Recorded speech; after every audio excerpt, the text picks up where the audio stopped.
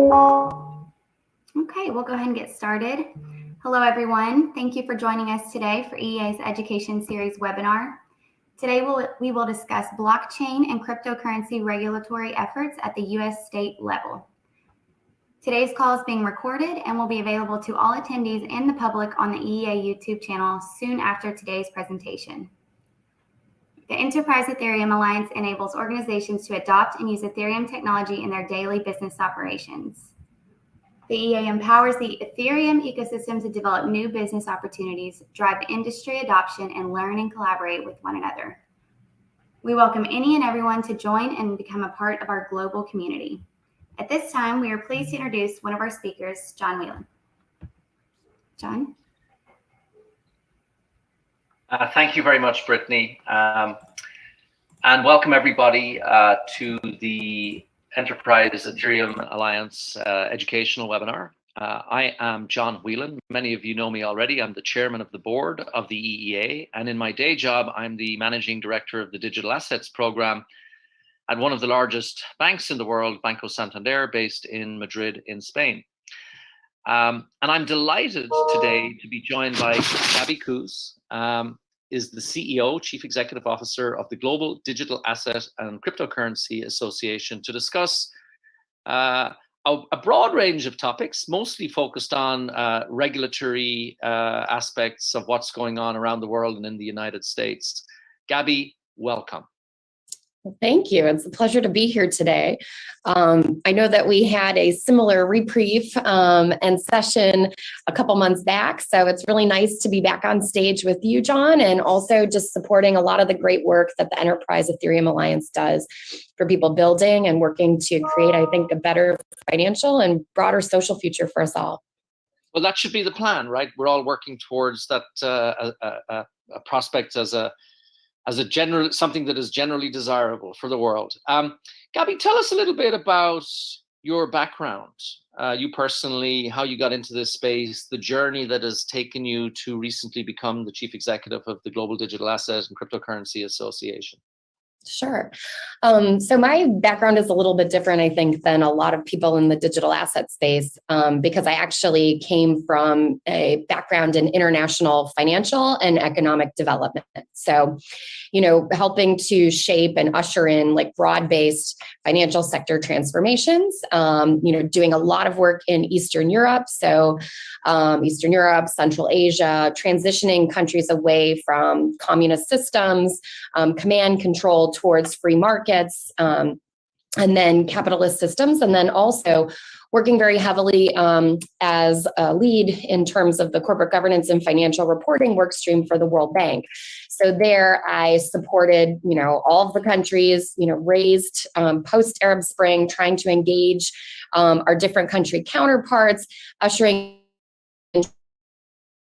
transparency, in those that were post-conflict, and then for Gulf countries, looking at creating global financial centers of excellence that could drive economic diversification and reduce some of the over-reliance that we saw in petrochemicals. So, you know, my background has always been about how do you raise up an emerging or new industry. So in the cases of, you know, Europe and Central Asia, you're talking about financial reporting, accounting. And if you're looking at the Middle East, you're talking about the foundations for capital market systems and diversification. So for me, when I saw some of the challenges that were taking place around the digital asset space, I didn't view it solely as a new asset class. I actually saw it as sort of the tip of the iceberg of a broader economic, financial, and social transformation. And if that's what we are dealing with, then at the core of that, there's going to be a lot of volatility, uncertainty, complexity, and ambiguity, or VUCA. And so, you know, what we would focus on then is really on building institutions. So the Global DCA is actually a self-regulatory association. We have a formal onboarding process we work through. It includes AML KYC, a number of different components of that.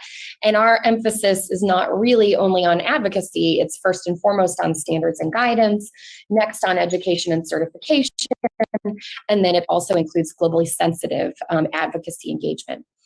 And all of that is with an understanding that our goal should be to build a digital asset ecosystem that includes, layer 1, layer 2 solutions that focuses on custodians, exchanges, a number of different peripheral service providers like accountants, legal, insurance, because at the end of the day, if we're trying to create and raise up a dynamic industry, then you need to have everybody around the table operating collectively and cooperatively to ensure that we're keeping the public interest in mind and we're all moving in an appropriate direction. And I draw very heavily from like the work that I've done in 50 different countries around the world to bring that kind of to the forefront. So the global DCA, maybe share a little bit of the history. How long has it been around as an organization? Where did it start? What has its evolution been to date? Sure. Generally, what's the specific mission of the global DCA, and where do you see it going here or evolving in the next 12 to 18 months and beyond? Sure.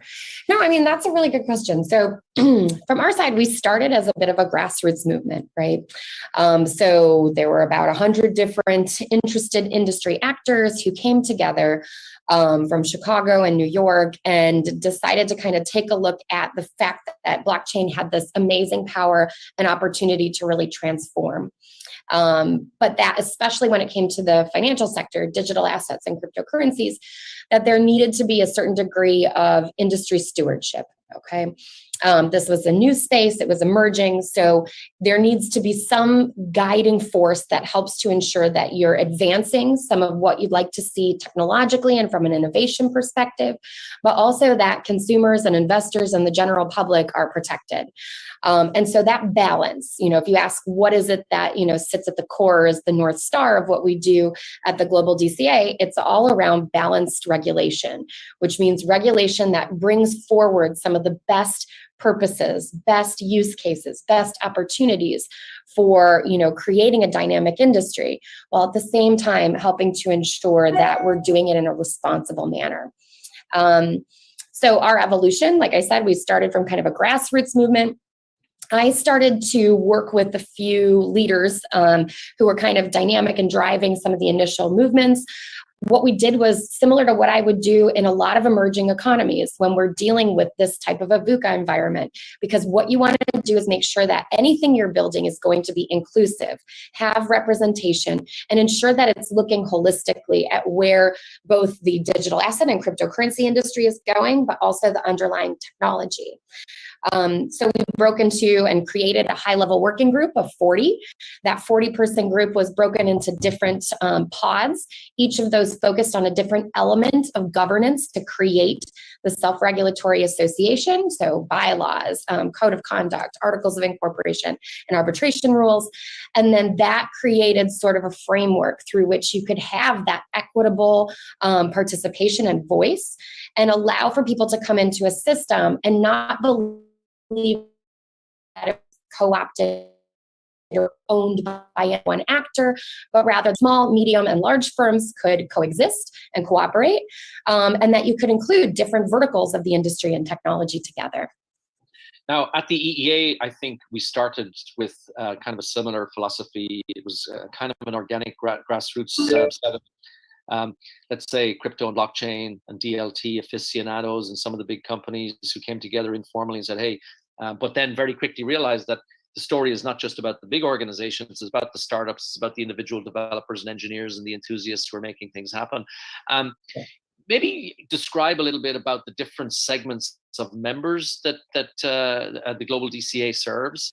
Law firms, public policy firms, large companies, I'm guessing, and a whole plethora of others. Give us a picture of who your members are. Sure. So we have about 70 member firms and 80 members total. So we have a few that are retired or transitioning, and they can join at an individual level. But the majority of our firms, I would say 75% fall into the small and medium bucket, and then 25% are larger firms. Those larger firms include some of the largest names in the digital asset space. So that's Fireblocks, Blockdaemon, Aventus, Bitstamp, Galaxy Digital, CipherTrace, on and on. But then, like I said, one of the most, or I think, beautiful pieces of this is that where does innovation usually start, right? It's at the very edges. And when we look at, where jobs are created, where economic opportunity begins, a lot of those edgiest, most unique use cases of the technology, you're going to find that in a startup, a small and medium business. And so for us, it was very important early on that the way we structured our onboarding, the way that we even structured our fee scale, right, was meant to be inclusive and to ensure that we were truly representing an industry as a whole and not just a few segmented self-interests. And so that, I think, is both beneficial and dynamic for larger firms because they learn, they have business partnerships, they acquire, they invest, they engage with one another, as well as with small and medium firms. And that creates such a really beautiful holistic picture of where everything is going. And that helps us a lot when we talk about, putting forward strategy, when we talk about representing and discussing inputs into policy. I can talk about the really interesting and unique pain points of a small and medium business, as well as some of the larger firms. And that blend really helps, I think, create informed policy decisions and hopefully overarchingly a much better outcome for the industry. So regulatory engagement and policy discussions can actually be both broad and complex and specific all at the same time. How do you think about policy conversations and regulatory engagement within the context of the DCA's work? Sure. So one of the things that we do, because again, we have this super diverse group of stakeholders that have come together. So to help people come to, I think, any type of policy position, what we start with is sort of our guiding principles. And those revolve around, and it's something that everybody who comes into our membership, we call it our community of members. We all believe very firmly in this concept of balanced regulation, supporting and, driving self-regulation as well, not as a substitute for government regulation, but as a complement, so that we're able to keep a certain nearness to the industry and to help ensure that we have the expertise and information to really create policies that both work for the technological evolution and development, but also leverage some of the really amazing power and ability around transparency and accountability that underlies. So those guiding principles are what sort of bring us together. In terms of what are our core policy focuses, you're right, you can go super focused or you could be extremely macro in this space. And I think as someone, and maybe there's other people in the audience who are, policy professionals, that's really exciting, just as a personal perspective, because so many times you're either one or the other, but to really go run the gamut of any type of policy issue is very exciting. But I think from our side, I, again, kind of took a page from a book of a VUCA environment and was like, okay, you could literally do anything or everything, focus on any subject, small or large. So how do you identify, prioritize, and sequence? And so that's sort of what I see when I talk to policymakers, regulators. It's very overwhelming. The technology is complicated. I would say, sometimes even the spokespeople are very focused on their own corporate interests versus a broader public interest, which is completely different than the perspective a policymaker needs to have. And so when you talk about how do you move the needle or how do you bring people around, we went back to basics and looked at building blocks. Right? So if I'm going to look at an industry that is dynamically moving, shifting, and changing, what is it that I'm going to identify, prioritize, and sequence that has to be done today to create a strong foundation? Okay, that's not going to limit technology. That's not going to artificially choose an outcome in terms of the evolution of the space, but that really creates that runway for the industry to take off and to be successful. And when you look at that, you come out with 4 kind of core areas that we believe are the building blocks that need to be addressed. And those include taxonomy.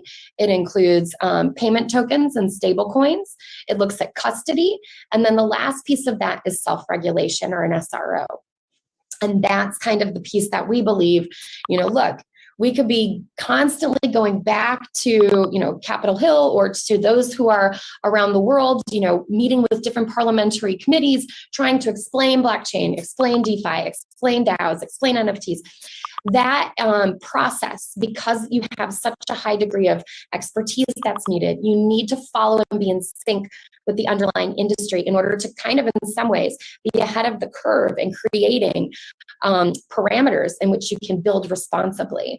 And in order to do that, the best place for that would be in a credible, transparent, and participatory self-regulatory organization. So I do see a question that just popped into our Q&A. I am going to ask that very question probably in about 5 minutes' time, exploring a little bit about what's going on in the United States. So we'll defer until then, but it's specifically the particular discussion around the Lummis-Gillibrand proposed legislation. And by the way, just a reminder to our audience, if you do have questions, pop them into the Q&A. We're watching here, and we'll bring them up at the right time as they come in. Gabby, you brought up a very interesting term, self-regulation. Now, I work for a bank, and in the financial industry, we're not particularly renowned for self-regulation, as I think the world already understands. To what extent do you think that the crypto industry is prepared to seriously take some form of self-regulation on board? And how might that actually, what might that look like in practice? Sure.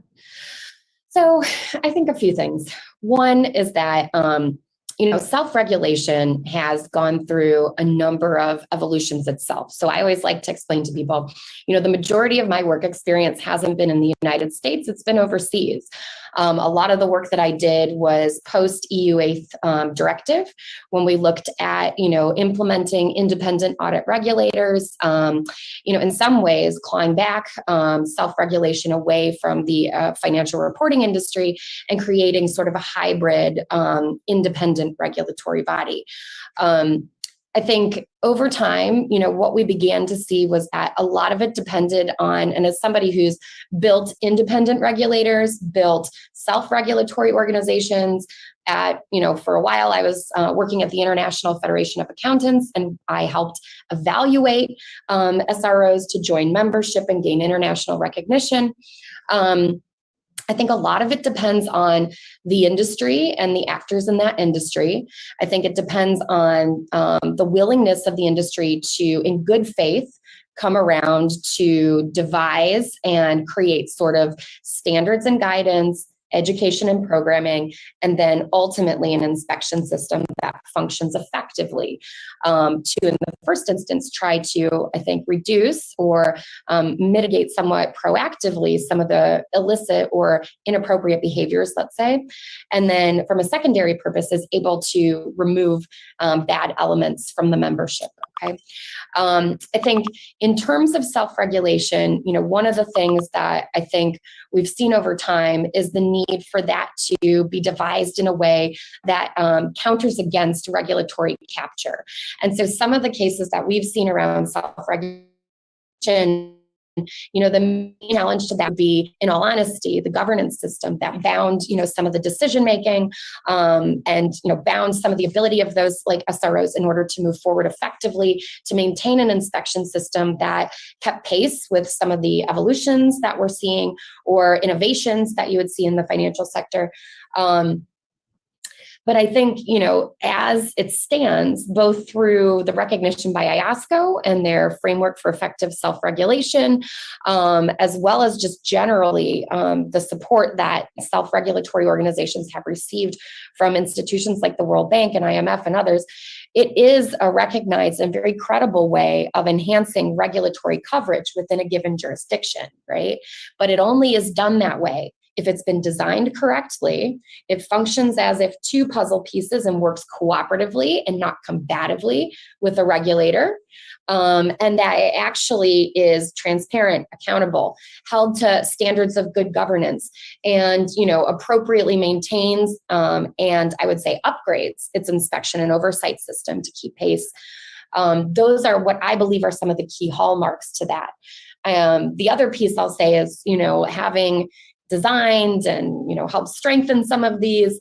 I think there's also an understanding about, what the true power of self-regulation is. And a lot of it is around influence and being able to shape. And I think just as we've seen with the medical profession, a move away from remediating medicines and treatments towards preventative actions that help to lower cost, better effectiveness, greater efficiency. You've seen that same arc, and that sort of trend take place as well within self-regulation. And so that's where you're seeing such a high emphasis on education and standards, and then also on capacity building, and then your inspections and operations. How do you think the crypto industry will do with the adoption of some kind of self-regulatory environment? We've just come through a fairly extreme shakeout where it appears there maybe was a lack of regulatory oversight, self or traditional. Sure. And, one would think that it might force, that particular shakeout might begin to force some conversations in some of the more established, credible firms about a desire to maybe contribute to a set of best practices that could be adopted. But from an outsider's point of view, and again, I sit in a bank, which is another part of the financial industry. What journey do you think the crypto industry has to go on with regards to self-regulation before it becomes commonplace or broadly adopted? Sure. So, look, I think the first thing that has to happen whenever, and again, we were kind of joking before we got on the call with recording that, usually I'm called in when things get really, really difficult. So where you have a Ministry of Finance that's fighting with an SRO, or you've had a major disruption in the financial sector that has called into question the power or ability of self-regulation to be effective, right? So these times of crisis, I think, offer a unique opportunity, first and foremost, for self-reflection by the industry. And so I think what we're doing at the Global DCA, in order to kind of, begin this conversation is this week, we're actually having our all members meeting. And I say this week, it's literally tomorrow. And we're going to walk through what we've seen as some of the hallmarks of the past couple of weeks, what we believe are some of the underpinnings that, contributed to the current status that we're seeing in the crypto markets. And looking at, in particular, some of the role of fiduciary duty. So from our side, we talk about responsible innovation, but our motto for this year is responsible innovation in action, because you don't have to wait for a law to be passed or a regulation to be created to come together and to work to advance industry stewardship. And that can start from a voluntary perspective. And so I think if you're asking about what are the steps that you would go through with this, I'm going to be working with our board to lead our members and those even outside of our membership, because it takes a whole of, market approach to really address some of what's been happening. And so we're going to look at it both by interviewing our members, talking to, our stakeholder groups, looking at different associations, other, trade groups, coming together and asking what did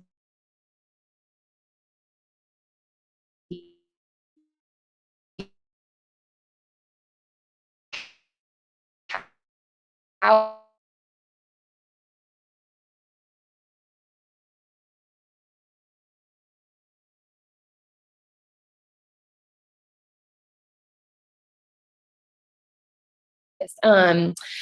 on self-regulation, right? So I have ideas about how self-regulation can work because I've worked in 50 different countries to bring it forward. I've seen every possible type of political environment, economy, interaction between, government and the ruled. But I think at the end of the day, you need to talk to all those stakeholders to create something that works for them and also is pragmatic and achievable and ultimately provides that degree of coverage that really creates sort of a convening force and brings people around the table to work together. And that really is more about diplomacy, I think, than anything. But self-regulation, I think, is the ultimate vehicle for helping to move sort of to the next step of, maturing some of the thought leadership, some of the stewardship in the space. So I don't know if that, Self-reflection maybe is a first step, coordinated approach to assessment, engagement, and bringing together a community, and then coming forward with basically like a work program of how you would roll this out, making sure people are generally in agreement, there's no red flags, and then you create like a 2 to 3 year work program and start rolling that out. So like a World Bank project, basically, that we've done to create an SRO, but for the United States. We certainly agree with that. We've seen it in other industries too. Self-reflection is the starting point, usually after something bad happens, right? So let's talk a little bit about more traditional regulatory or legislative initiatives that are going on in different places. I often laugh that the United States is 51 different jurisdictions, federal plus 50 states, and Puerto Rico and DC, maybe it's 53 different jurisdictions or more. What's going on? And of course, the United States, to a large extent, remains very much the leader in the crypto and digital assets industry. Many of the largest exchanges are based there. Many of those that are, let's say, have built compliant businesses, going back to 2014 when the CFTC first stepped up to say, hey, this is under our regulatory banner. IRS, of course, in the same year saying this is how Bitcoin should be taxed as property. And then subsequently the NY-BIT license under NYDFS, New York Department of Financial Services, etc. Tell us what's going on in the United States at the federal level and more broadly. Sure. So at the federal level, what you're seeing again, the global DCA holds MOUs with, 15 other self-regulatory movements around the world. So I always like to tell people and remind them that, everyone at the exact same time all over the world is trying to answer the same question, which is, number one, what exactly is happening? Is it just a different asset class? Is it something that I can fit into existing legislation and regulations? Or is it truly something so unique and different and transformative that it needs a different approach, right? And that's exactly what's happening, every other country, but also in the United States, right? The unique aspect about the United States, similar to Argentina or Brazil or India, is that you have this federated system. So you're looking at a national level approach as well as a, subnational, so state level approach. In this respect, at the national level, you're seeing different pieces of legislation come forward. So I believe there was an article that came out. It was something like 50 different pieces of draft legislation had been moved that had touched upon the subject of digital assets, right? In one way, shape, or other. And I think that, a lot of that is being put down as markers to kind of begin and to lay out what path or what approach could be taken to, taxonomy, to custody, to like even the stablecoin issues. We've seen a lot of work around that area recently, and I saw a question in the comment, we can get back to that as well. And then also, to be quite honest with you, the concept of self-regulation. So you're seeing a lot of those pieces come out with differing views, but increasingly what I would say if I'm looking at it, and again, I always look very macroly at trends, it started very wide in terms of the differences of approaches that we were seeing come forward in different pieces of legislation.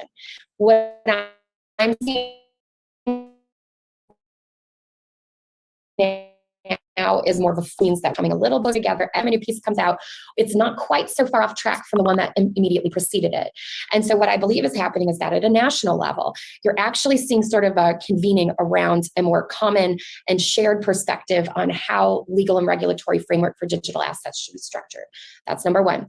Number two, you're doing this in the shadow of the impact of the presidential executive order, which has looked at a significant timeline of a variety of different studies and research projects, requests for comment, industry engagement that will hopefully filter into, again, similar to what's happening, I think, in other countries, some sort of a national view so that you have a holistic understanding of what I believe are some of the core dimensions to this that must be considered, which are your national security. You're looking at your global positioning. You're looking at your economic and job creation. And then you're looking at your social outcomes. And that includes unbanked, underbanked, financial inclusion, access to finance, but also ESG sustainability issues. And, that's what's happening, I think, right now at the federal level are, these two pieces that are still sort of trying to figure out how and in what way they interrelate. But I think ultimately you're seeing sort of a narrowing. And every time a new piece of legislation comes out, for example, go back 8 months, SROs and self-regulation, there was a lot of skepticism when we were first talking about that subject. Now it's literally in every single piece of legislation that's coming forward that we're working on and that we know is tracking to address legal and regulatory. Okay. We're getting pulled into conversations. We don't have to push anymore or try to get into, discuss. People are asking us to come in and talk to them about what does modern self-regulation look like around the world? How can a country like the United States, which hasn't, had a legally mandated SRO like this in a number of years, create something that is more sophisticated, more modern, approaches this industry and builds off of some of the amazing underlying ethos principles of blockchain, right? Which is community engagement, which is transparency and accountability. How would you build something that sees that, empowers that, and builds it up so that it actually functions as another level of protection or support for building a strong, constructive industry? So these are the pieces that we've been working on, and that's what I see at the federal level. Do you want to take a break and then we can talk about the states? Is that okay? Yeah. So, I mean, I follow regulatory and legislative trends all over the world, and I could spend an hour or two talking about what's going on in Brazil, for example. Yeah. Let's talk about a specific piece of legislation that I think the crypto community certainly got excited by, opened a lot of eyes, and that is the proposed legislation by Senators Lummis and Gillibrand in the United States. Is the global DCA involved in any respect in the preparation of that legislation or a reaction to it? That would be the first question. And the second question would be, what are your thoughts and perspectives on that as a piece of legislation? Sure. So from our side, we were involved in some of the discussions around the SRO component. So that would be the self-regulatory organization component. We did provide, general feedback to the bill, but it was mostly around the question of, walking our colleagues on Capitol Hill through how to establish an SRO, how and in what way, what are some of the key factors or aspects that should be included or considered. I think as a first point in developing some sort of a research, piece on this.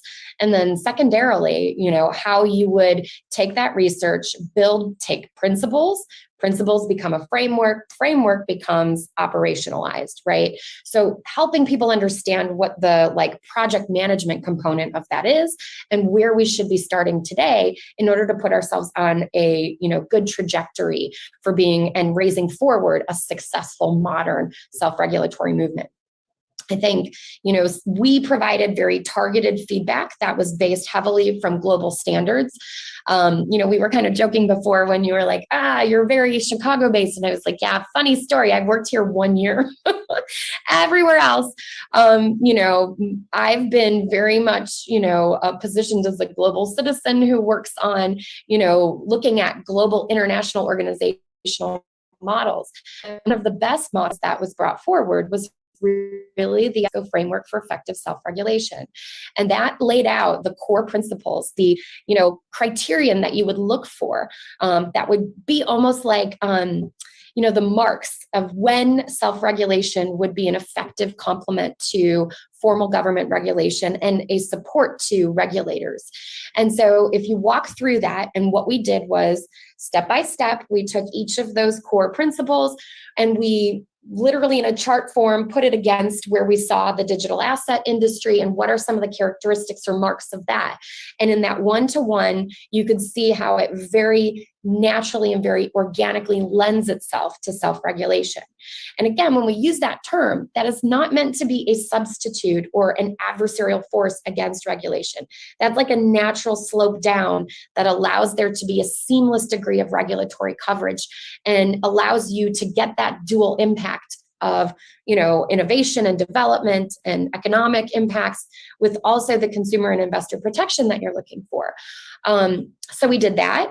And then we highlighted what we believed were not only ethos or values that underlined Web3 and many of the communities that are building, but these are ethos that define good governance. So in one of the original drafts of the Gillibrand Lummis bill, they had detailed out a number of different specifics on this.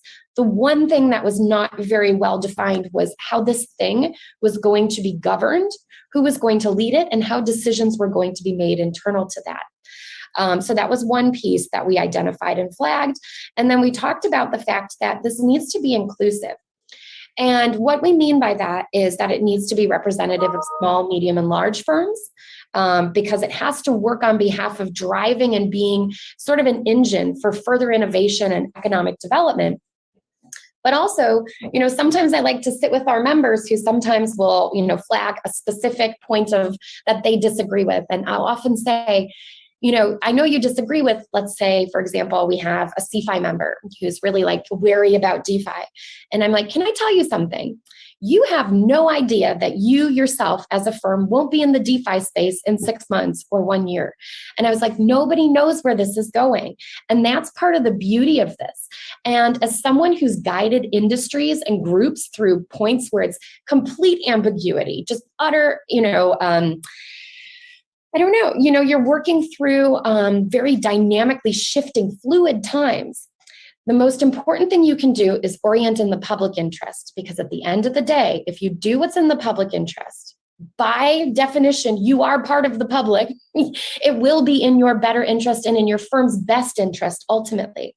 But if you, try to, push that down and subsume that to individual corporate interest at this point in time, when we don't know where your corporate interest will be in even a year's time, understand that you may be shooting yourself in the foot and ultimately harming some of the technological innovation that we would love to see, on things like Ethereum or other forms of blockchain platforms. But this is why it's really important to keep that open-mindedness and to ensure that we're being representative and inclusive. So maybe a specific question here about self-regulation, and it comes from our audience. Is it possible for a stablecoin issuer to be self-regulated to the extent that users of the stablecoin could be certain that the issuer is maintaining 100% reserve, for example? And I guess we're talking about non-algorithmic stablecoins here, but those that are asset-backed in some fashion. Is it possible for the global universe of stablecoin issuers? There aren't that many at scale today, but I'm sure there will be more in the future. For that industry, let's say, to be self-regulated, to give consumers confidence that the reserve is actually there to back the token. Right. So I think I'm going to just really quickly loop a little bit around, so to kind of refresh on what it would mean to be self-regulatory. So it doesn't mean that you're auto-regulatory, which means that I just regulate myself. Oh, Gabby, you're right. Thank you very much. That's not what we're talking about. So self-regulation, it would mean that there is a backbone of, government formal regulations, hardwired regulations that would define out what is a stable coin, what are some of the requirements around that. And then you could have a self-regulatory entity that would help to, oversee that they're aligning along some of those requirements, but also perhaps create and defining out some guidance and standards that could improve things like transparency, understanding of collateralization, marketing and communications around what the nature of some of these coins are. And I think, ultimately, these are some of the pieces that, and we just released Beyond Terra, which is our assessment of the Terra Luna incidents, and also some of what we saw as being fundamental to ensuring that you're bringing this new and emerging vertical in the industry forward, and you're doing it responsibly. So that includes looking at and managing risk, looking at and ensuring that you have, similar to how we had in the US, Sarbanes-Oxley, for you all, again, the EU-eth directive, that type of level of intensity of audit to understand what is backing them on a reasonably timed basis so that the information is both timely and relevant and useful. And then, also looking at ensuring that there is a high degree of high quality assets that are backing that from a collateralization perspective. And so if you are undertaking those types of elements, that could be something that could fall under the purview of an SRO. And again, you're looking at it, and I speak many times, and we can use the US as an example, but all of what we're doing can easily be globalized because these are effectively principles that we're talking about. And those principles could be brought down in terms of translating that into and adopting and implementing that at a national jurisdictional level. I've had an idea for a while about how a stablecoin issuer, in theory, could be, and this is a new word for me, auto-regulated. Oh yeah, I just made it up. And here's how a stablecoin issuer should do it. On the token side, the token balance is visible 24/7, 365 on the blockchain. Why doesn't the stablecoin issuer just provide API access to display the balance at the reserve accounts in whatever banks they hold their reserve assets and make it available 24/7, 365? So you have continuous real-time reconciliation between tokens versus reserves. Just a crazy idea, throwing it out there a little bit. Auto-regulation, yeah. Auto-regulation. Okay, so the Lummis-Gillibrand bill, major piece of regulation at the federal level, legislation at the federal level, whether it passes or not in its existing form, obviously TBD, but has stimulated a huge amount of conversation. What about at the state level? What are you seeing going on in the United States that's of particular interest? I mean, Wyoming is a really interesting place, which is where, of course, Senator Cynthia Lummis comes from. And they've done a lot there. Is there more coming in Wyoming? Are there things happening in New York? What about Florida, Texas, Illinois, DC, you name it? Yeah. So before we go into the state level, I do want to flag two other pieces of legislation for those who are interested in sort of following along at the U.S. national level. The first is the House Agriculture Committee Digital Commodities Exchange Act, or DCEA. This one, very similarly, again, there's a difference between, looking just at an individual senator or individual representative, their bill, and looking at the impact of a committee piece of legislation. So this was also bipartisan, also moved the needle significantly, and so that still is in the pipeline. The other piece that may be forthcoming shortly is out of the Senate Agriculture Committee, additionally, a bill on the similar subject, digital commodities.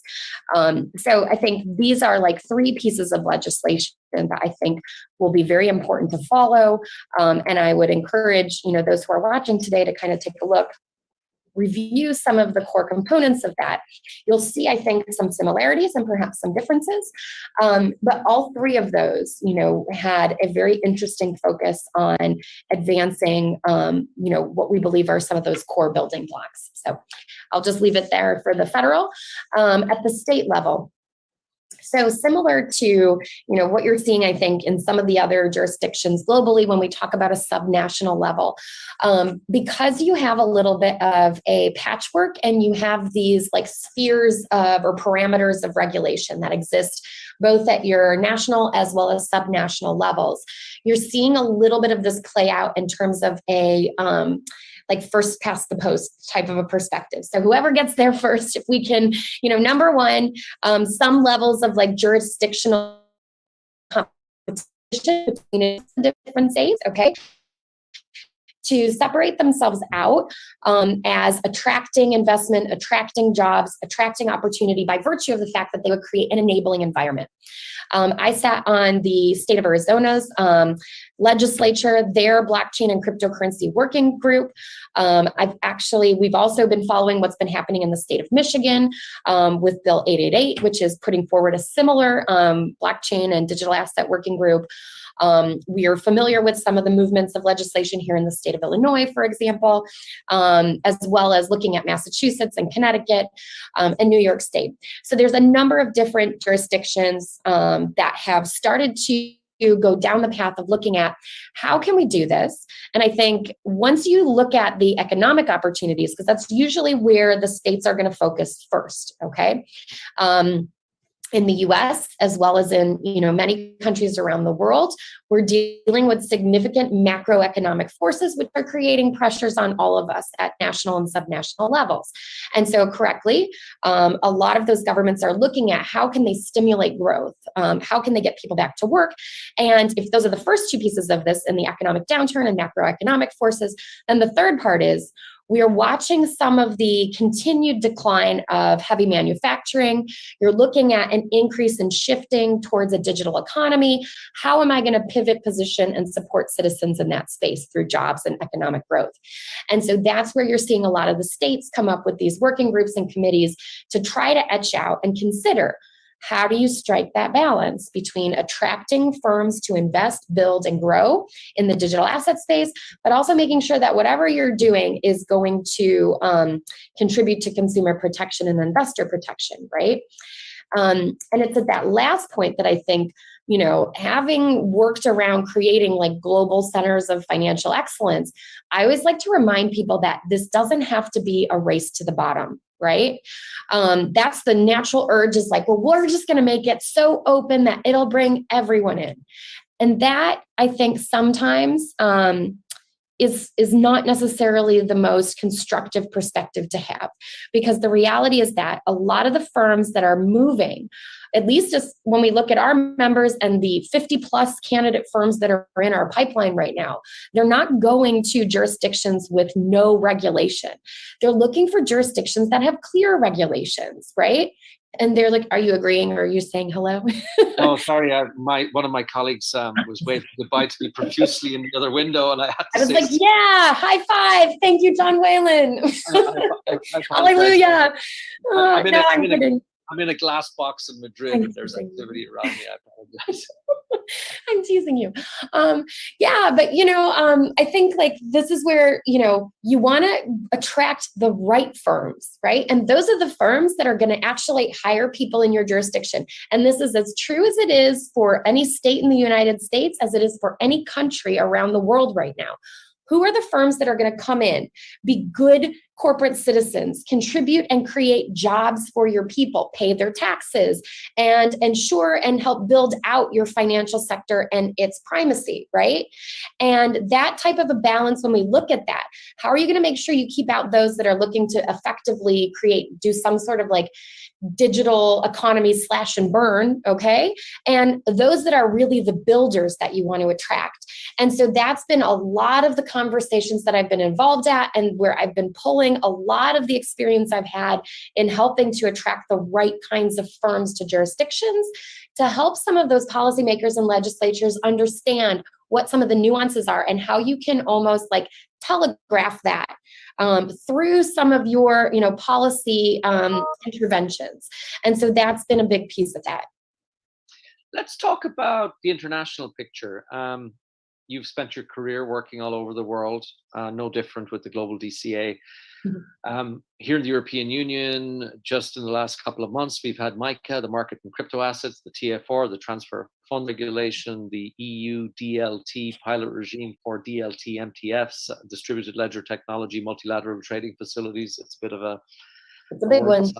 Yep.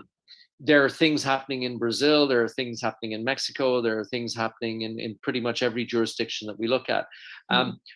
Where do you look to internationally for leadership on these issues? Where do you think that there are, really progressive pieces of legislation being discussed, coming into being?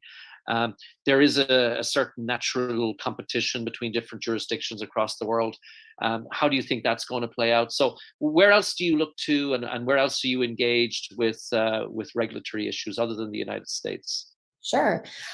So we have been involved to a certain degree with some of the EU regulatory issues. So we did provide feedback to the recent pilot on DLT that the European Securities and Markets Authority put forward. And then we have provided feedback back to the Bank to International Settlements on some of the prudential reporting and prudential requirements around digital assets that we saw. So at a global macro level, there are these pieces that are moving that are very interesting, okay, and have really broad swaths of influence. So I'll go Before we go like national jurisdictions that I would look at, I'm going to hit at a level that I don't hear very often, but I think is underestimated in the degree of influence and impact that it has, which is at the international organizations level. So at this point, you still have IMF, World Bank, and others that, have a significant amount of influence, both through loan conditionality and engagement with a lot of their partner countries, as well as the capacity building and technical assistance that they provide on an ongoing basis to help build up countries' financial sectors, their regulators, so on and so forth. So I think that this is an area where, not surprisingly, because, similar to what you've seen in a lot of the traditional banking sector, there was an initial, I think, reticence, reluctance to kind of engage in this. You're seeing that similarly from the World Bank, which is a bank, and the IMF. And so I think over time, as they themselves become comfortable with this issue area, they're going to understand their increasingly important role in some of this, which is going to revolve around harmonization of standards and principles to help guide and direct and to really create the degree of consistency and comparability that you need in order to ensure, from a legal and regulatory perspective, that blockchain technology, that digital assets and crypto is really able to have its full and best impacts economically, financially, socially. Okay, that's number one. Number two, at a national level, if I'm looking at key jurisdictions, and people can be like, oh, Gabby, you're so biased. But I always look to, again, I've worked very heavily with, I respect very much the work that has gone into creating global financial centers of excellence in this jurisdiction. But I do look very heavily at the United Arab Emirates. And it's no wonder that I've pulled someone who is the former CEO of their Securities and Commodities Authority to sit on our advisory board. I've always been impressed with, I've worked alongside the Dubai Financial Services Authority before. I think their regulators are, very innovation focused, and they recognize early a lot of the key trends that need to be addressed. And they work very hard to do that in a balanced way. So from, their dual mandated position of economic growth and financial sector positioning, as well as consumer and investor protection, depending on which autonomous zone or which emirate, we're dealing with, and the degree to which they blend either retail or institutional.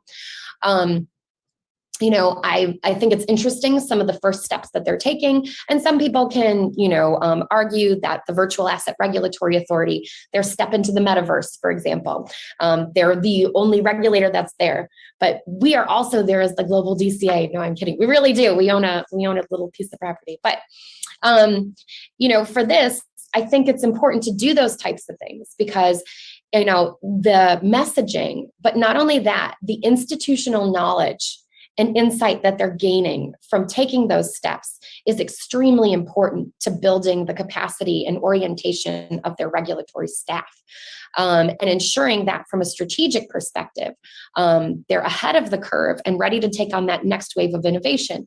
Because again, one of the most exciting and dynamic pieces of this is that no one really knows where it's all going. And that, to me, is not something to be afraid of or fearful about. It's something to step into boldly, especially if you're coming from a key jurisdiction that's a world leader in the financial sector, and to begin to carve out and to devise out a way that you can blend these two forces, innovation and consumer protection, in a way that works for everybody. So the question of where it's all going is something I think we're all interested in. All of this crazy stuff started with Bitcoin in 2009 and then broadened to crypto, and